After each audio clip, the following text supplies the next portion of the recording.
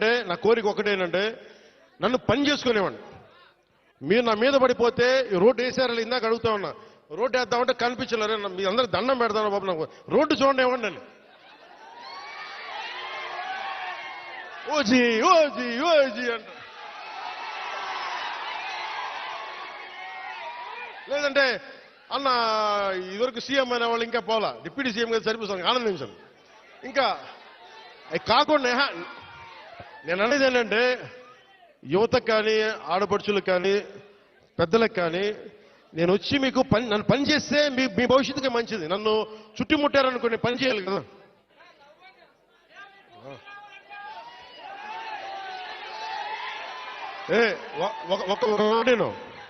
ఒక మాటేనండి.